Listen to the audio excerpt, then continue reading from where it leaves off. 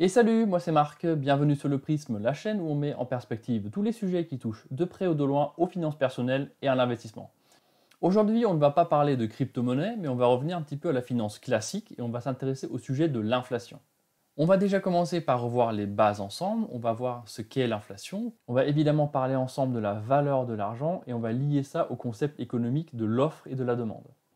Une fois qu'on aura posé les bases ensemble et qu'on aura bien compris ce qu'est l'inflation, on prendra un petit peu du recul pour mettre en perspective ce terme de l'inflation, pour comprendre en quelle mesure l'inflation peut être artificielle ou encore manipulée ou manipulable ou encore commerciale. Cette discussion nous mènera vers un aspect plus politique de la chose et peut-être que tu commences à me connaître, moi j'aime bien provoquer. Et là, il y aura pas mal de choses intéressantes à dire sur le lien entre l'inflation et les instances centralisées qui nous gouvernent. Comme il y a beaucoup de choses à dire, je vais couper cette vidéo encore une fois en deux parties. Dans la première, on va commencer par les bases. Et dans la deuxième partie, justement, on prendra du recul, on mettra en perspective ce qu'on a vu dans la première vidéo. Je te propose, comme d'habitude, de basculer sur mon écran. Avant de commencer, on va déjà regarder ensemble le graphique que je t'affiche à l'écran. C'est un graphique que je t'avais déjà affiché dans une précédente vidéo, et si jamais ça t'intéresse, je te mettrai le lien dans la description. Mais en gros, c'est un graphique qui représente le Customer Price Index, ou autrement dit, le CPI. Le calcul du CPI est une manière de mesurer la valeur d'une monnaie. Autrement dit, quand on parle de la valeur du dollar, on peut aussi parler du pouvoir d'achat du dollar. Je m'explique. On a un graphique qui commence à peu près dans les années 1800 et qui va jusqu'à 2007. Sur ce graphique, tu vois deux chiffres qui sont très importants. Tu as le 51 ici et tu as le 620 ici. Le concept du CPI, c'est que tu vas suivre l'évolution du prix dans le temps d'un panier de biens et de services qui restera toujours le même. En gros, tu vas définir de manière arbitraire un panier moyen de biens et de services qui représente la consommation moyenne d'une personne dans une société donnée, en l'occurrence ici en Amérique. Au fil des années, tu vas justement voir à quel point le prix de ce panier moyen il a évolué. Si le prix de ce panier moyen une année c'était X dollars, et ben tu vas regarder est-ce que l'année suivante c'est le même prix, est-ce que le prix l'a augmenté ou au contraire est-ce que le prix l'a diminué.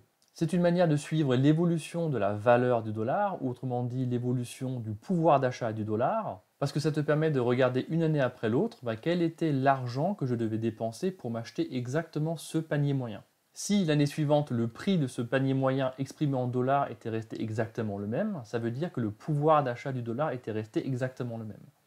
Si au contraire, le prix de ce panier moyen avait augmenté, exprimé en dollars, ça veut dire que ton dollar il avait perdu en valeur d'une année à l'autre, et toi du coup en tant que membre de la société, tu avais perdu en pouvoir d'achat. Visuellement, on voit que le dollar il a bien maintenu sa valeur entre les années 1800 et l'année 1971. Il y a eu des fluctuations évidemment, aussi bien à la hausse qu'à la baisse, mais c'est en 1971 que l'étalon or du dollar a été abandonné et c'est là qu'on a vraiment commencé à voir une inflation qui est exponentielle. En résumé, ce qu'on voit sur ce graphique, c'est que le prix de ce panier moyen dont je parlais tout à l'heure n'est pas du tout le même entre les années 1800 et les années 2007. Le prix de ce panier moyen, il a énormément augmenté, ce qui veut dire que le dollar a perdu en valeur. Je suis allé vérifier à l'instant et c'est vraiment juste pour te donner un ordre d'idée, mais pour quelque chose que tu payais à l'époque 1 dollar en l'année 1800, aujourd'hui, avec la valeur du dollar en l'année 2023, il faudrait payer 24 dollars. En conclusion, aujourd'hui, ton dollar en 2023 ne vaut plus autant qu'il ne valait dans le passé. Maintenant qu'on a discuté ensemble du concept général de l'inflation et de la valeur du dollar, on va juste rapidement faire un exemple concret qui permettra d'illustrer. On va prendre un exemple tout bête ensemble et on va parler d'une tomate. On va dire que cette tomate, en 2022, elle coûtait 1 euro. Donc si toi, en 2022, tu avais gagné 1000 euros, tu pouvais t'acheter 1000 tomates. Jusque-là, pas de souci. Maintenant, le temps passe et on arrive en 2023. Et en 2023, cette même tomate du même producteur, maintenant, elle coûte 1,10 €. Autrement dit, entre l'année 2022 et 2023, tu as une inflation de 10%. En d'autres termes, ce que ça veut dire, c'est que maintenant, avec 1000 euros, tu ne peux plus t'acheter 1000 tomates, mais avec 1000 euros, tu ne peux plus que t'acheter 909 tomates. Ces 1000 euros là dont je te parle, ces 1000 euros que tu as gagnés en 2022, eh bien en 2022, tu as bien fourni un travail qui t'a permis d'être rémunéré 1000 euros. Sauf que maintenant, pour ce même travail que tu as effectué, tu ne peux plus t'acheter 1000 tomates, mais tu ne peux t'acheter plus que 909 tomates. La valeur de ton travail en soi que tu as fourni l'an passé n'a pas changé. Par contre, la valeur de ta rémunération, un an plus tard, elle a changé. Une autre manière de voir la chose, c'est que maintenant, si tu veux malgré tout t'acheter 1000 tomates, eh bien, il faut que tu dépenses 1100 euros. Bon, d'accord, maintenant on a constaté ensemble que le dollar ou l'euro pouvait perdre de la valeur d'une année à l'autre, mais on n'a toujours pas compris pourquoi. Pour mieux comprendre pourquoi, on va maintenant s'intéresser ensemble au concept de l'offre et de la demande. On va reprendre ensemble notre exemple tout bête de la tomate et on va recréer un système entre guillemets économique avec un producteur de tomates et de clients. Dans cet exemple, on va dire qu'on est dans l'année 2022 et en 2022, ce producteur il a réussi à produire dans une année 2 tomates. J'admets, ce producteur il n'est pas hyper efficace, mais ma foi, c'est pas grave, on va y aller comme ça dans cet exemple. En face du producteur, tu as 2 clients et chacun de ces clients veut acheter une tomate parce qu'il en a besoin pour se nourrir et nourrir sa famille. Ça tombe bien, le producteur il a 2 tomates, donc il peut vendre une tomate à chaque client. En plus de ça, le producteur et les clients sont tombés d'accord sur le prix de la tomate, et la tomate s'échange à l'unité à 1 euro. Donc tu as le producteur qui donne bien une tomate à chacun des clients, et tu as chaque client qui rend bien 1 euro au producteur. Bon, jusque-là, tout va bien. Maintenant, on ne se trouve plus en l'année 2022, mais bien en 2023. Et en 2023, pour des raisons de sécheresse, je dis n'importe quoi, le producteur n'a pas réussi à produire 2 tomates, mais bien une seule. Pour autant, client 1 et client 2, ils ont toujours le même besoin. Ils ont toujours besoin chacun d'avoir une tomate parce qu'ils ont besoin de se nourrir, ils ont besoin de nourrir leur famille. En d'autres termes, maintenant, ces 2 clients-là se trouvent en concurrence directe. Dans cette situation, maintenant, le client il a le choix entre 2 choses. C'est soit il paye sa tomate plus cher que l'année précédente, soit il ne nourrit pas sa famille. Là, d'un point de vue du client, je pense que le choix il est vite fait. Il va être d'accord pour acheter la tomate à un prix qui est supérieur. Admettons que ce client 1, le pauvre, il n'avait pas 1,10 € à disposition, mais il avait seulement 1 euro. Et bien dans cet exemple, on voit justement que là où il pouvait encore s'acheter une tomate en 2022, et bien avec son euro, il ne peut plus s'acheter de tomates en 2023. Dans ce cas-là, on a une inflation qui est liée à la réduction de l'offre. En 2023, on n'a plus qu'une tomate sur le marché, alors qu'en 2022, on avait 2 tomates. Donc on a diminué de moitié l'offre de tomates sur le marché. Par contre, la demande des 2 clients, elle reste la même. Maintenant, on va prendre le cas inverse et on va s'intéresser à un magasin de jouets. Ce magasin de jouets, il vend des jouets à 5 € l'unité. En face du magasin de jouets, tu as plein d'enfants. Tu as vraiment énormément d'enfants dans le magasin et puis chacun de ces enfants dispose d'un budget de 10 €. Dans ce cas de figure, l'enfant avec ses 10 € va pouvoir aller dans le magasin et acheter 2 jouets à 5 € chacun. Maintenant, admettons qu'on arrive dans la période estivale, ça va être les vacances d'été pour les petits. Pour autant, les parents doivent continuer à travailler, ils ont envie d'occuper leurs enfants, donc qu'est-ce qu'ils vont faire? On va dire que chacun des parents va augmenter le budget des enfants de 10 € à 20 € pour qu'ils puissent acheter davantage de jouets, pour qu'ils puissent s'occuper tout seuls en été pendant que les parents continuent à travailler. À ton avis maintenant, l'enfant, qu'est-ce qu'il va faire? Il a plus de 10 €, maintenant il en a 20. Bah oui, évidemment, il va aller dans le magasin de jouets, il va se dire, ah bah chouette, je vais pouvoir ressortir avec 4 jouets. Par contre, dis-toi aussi que tous les autres enfants se disent maintenant tous la même chose parce qu'ils ont maintenant tous accès à 20 € au lieu de 10. Et bien maintenant, à ton avis, le propriétaire du magasin de jouets, qu'est-ce qu'il va se dire? Tous les enfants là, ils ont plus de budget qu'auparavant. Donc bah moi, qu'est-ce que je vais pouvoir faire? Eh bien, je vais pouvoir augmenter mes prix parce que ça va m'améliorer mes marges. Et plus les enfants continuent à revenir avec du budget supplémentaire, et bien plus je vais pouvoir augmenter mes marges. En résumé, dans ce cas aussi, on voit que l'argent, il a perdu de la valeur. Avant, avec 20 €, tu aurais pu t'acheter 4 jouets, mais maintenant, avec 20 € et un prix unitaire du jouet à 7 €, eh ben, tu peux à peine t'en acheter 3. Là aussi, on a un phénomène de perte de valeur de ton argent et donc d'inflation. Dans les deux cas, donc avec la tomate et le jouet, on a un phénomène d'inflation. Dans les deux cas, il y a l'argent qui perd de la valeur d'une année à l'autre. Par contre, l'origine de cette inflation n'est pas la même.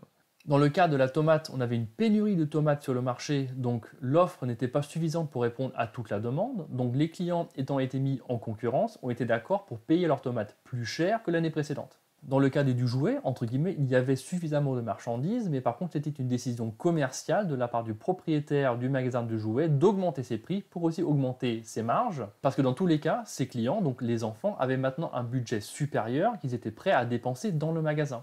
C'est donc une décision commerciale d'augmenter les prix, mais en augmentant les prix, ben forcément, ça diminue la valeur du dollar, ça crée de l'inflation. Parce qu'avec un budget équivalent, tu arrives maintenant à acheter moins de jouets qu'auparavant. Est-ce que tu vois ce qu'on vient de faire? Si on raisonne par rapport au marché du jouet, d'un coup, d'un seul, il y a eu plus d'argent en circulation, ce qui a provoqué une hausse des prix, donc une inflation. Les parents des enfants ont décidé de mettre plus d'argent en circulation dans le marché du jouet, et donc, résultat des courses, les prix des jouets ont augmenté. Si on se détache maintenant du marché du jouet et qu'on pense à l'économie d'une manière générale, ce ne sont à présent plus les parents des enfants qui décident d'augmenter les quantités d'argent en circulation, mais ce sont les États et les banques centrales. À partir du moment où les États et les banques centrales décident d'imprimer de l'argent de nulle part et donc d'augmenter les quantités de monnaie en circulation, à ton avis, est-ce qu'on n'a pas exactement la même situation que celle qu'on vient de voir avec les jouets? Je pose ça là comme ça pour réflexion, mais comme dit, on reviendra dessus dans la seconde partie de la vidéo où on touche un peu plus à l'aspect politique de la chose. Pour conclure sur le chapitre de l'offre et de la demande, j'aimerais te partager un exemple très concret de l'OPEC. OPEC, si jamais tu ne connais pas, ça veut dire l'Organisation des pays exportateurs de pétrole. J'ai volontairement pris cet article sur Wikipédia en anglais parce que je trouve que le choix des mots il est plus intéressant. Ne t'inquiète pas si tu ne comprends pas bien l'anglais, je vais te traduire l'essentiel en français. Ce qu'il faut retenir, c'est que l'OPEC, elle a 13 pays membres, et ces 13 pays membres détiennent 44% de la capacité de production de pétrole, et ils détiennent aussi 81,5% de toutes les réserves de pétrole connues dans le monde. Rien que par rapport à ces quelques chiffres, on voit à quel point ces ressources naturelles sont centralisées auprès de seulement 13 pays membres. En d'autres termes, il y a 13 pays, et je dirais même seulement 13 pays, qui gèrent quasiment l'intégralité de l'approvisionnement du pétrole brut pour toute la planète. Maintenant, regardons ensemble le choix des mots dans cet article, et c'est vraiment très intéressant. L'OPEC est une organisation qui permet la coordination entre les pays producteurs de pétrole. Et là, maintenant, regarde à quel point c'est intéressant. Ils écrivent « afin de, collectivement, influencer le marché global de l'huile et pouvoir maximiser les profits ». Je répète, ce sont 13 pays qui collaborent ensemble pour influencer le marché global du pétrole et pour maximiser leurs profits. On n'est pas là pour faire un cours sur les lois de la concurrence, mais en tout cas, je trouve que ce choix de mots il est vraiment très intéressant. Un autre point qui m'a bien fait sourire ici, c'est que même sur le site de Wikipédia, l'OPEC est considéré comme un cartel. Je ne vais pas commenter ça davantage, mais par contre, si jamais ça t'intéresse, je t'invite à aller te renseigner de ton côté. Bref, tout ça pour dire que l'OPEC contrôle la quasi-intégralité des ressources en pétrole naturel de toute la planète.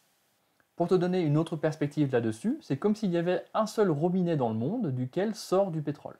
Et ce robinet, qui est encore une fois le seul dans le monde, il est contrôlé par une seule et unique organisation. Cette organisation, donc précisément l'OPEC, à elle seule, a maintenant le choix ou la possibilité de décider à quel point ils vont ouvrir ou fermer le robinet.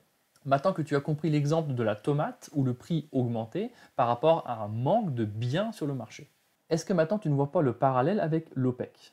L'OPEC peut décider à n'importe quel moment de fermer les vannes, de fermer les robinets et donc du coup de limiter la quantité de pétrole brut en circulation sur le marché. Le pétrole brut qui est littéralement la base de notre industrie, ça sert à tout, ça sert à la production, ça sert au transport, ça sert pour ta voiture, ça sert à tout. Ce qu'il faut comprendre ici, c'est qu'une organisation centralisée comme l'OPEC a directement la possibilité d'influencer le prix et l'inflation sur un produit dont on se sert tous les jours et qui est même la base de notre industrie. Pour dire ça de manière un peu différente, l'OPEC, qui est une institution centralisée, a une influence directe sur l'inflation dans tout notre système économique. Je vais m'arrêter là pour cette première vidéo, mais là on commence déjà un petit peu à voir cet aspect commercial, en tout cas cet aspect artificiel parfois, de l'inflation dans notre système économique. On va construire sur ces notions dans la prochaine vidéo, on ira un peu plus loin et on intégrera aussi un certain aspect politique dans la discussion pour comprendre à quel point les personnes qui nous gouvernent, elles aussi peuvent directement influencer la valeur de notre monnaie et donc, en d'autres termes, peuvent directement influencer notre richesse. J'espère que cette vidéo t'a apporté de la valeur, j'espère que tu as appris 2-3 choses. Si jamais tu as des questions ou s'il y a des sujets dans lesquels tu aimerais que j'aille plus en détail, n'hésite pas à me les dire en bas de la vidéo. Et maintenant, de toute façon, tu connais la musique, comme à chaque fois. Tu sais qu'un like, un abonnement, ça aide énormément la chaîne et en plus, ça m'encourage à continuer à faire ce que je fais.